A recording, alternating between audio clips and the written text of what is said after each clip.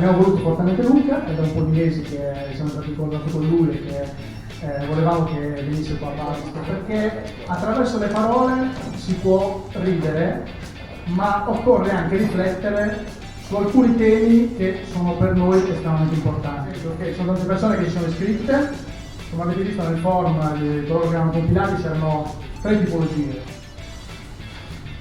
Sei qua perché sei un fan di Luca Tramazzo e quindi ci sta. Sei qua perché sei un socio del ciclo Grazia Delecca, il terzo era passerò di qui per caso. E 6 temerari hanno deciso di scegliere questa opzione, quindi il compito di Luca oggi è capire chi sono questi 6 temerari. Detto questo, un gigantesco applauso per Luca Tramazzo.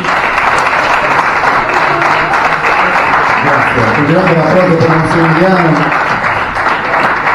Mi ha chiamato da voi entusiasta. Pensa quanto è rincoglio di 10. Bravissimo. Che è venuto da Modena. L'avevo già capito che eri il più rincoglionito della serata perché sei arrivato con i bambini, ma mi hai dato conferma anche facendo i chilometri. Ero sobrio. Che testa di cazzo. Fatemi un applauso, poverino. Mi dispiace perché sei così. Buonasera a tutti, io mi presento per chi non mi conoscesse, mi chiamo Luca Tramazzo, come ha detto Massimiliano, e spesso faccio battute che non piacciono alla gente. Che cazzo avete da dire? Rostella, aiutami a capire una cosa. Mettiamo che tu vai in un locale e non sai che tipo di serata ci sia, no? Entri per caso e trovi una serata che non ti piace. Che ne so, per esempio, a me non piace il karaoke. A te piace? Un minuto di silenzio perché ti piace il karaoke. Dimmi una cosa che non ti piace. Ho bevuto. Ah, dici, se ho bevuto, quindi vai. Invece dimmi una cosa che poi in ogni caso non ti piacerebbe.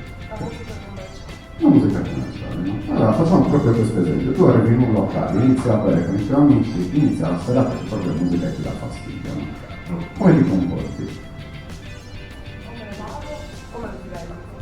O se ne va, o te ne dimentichi.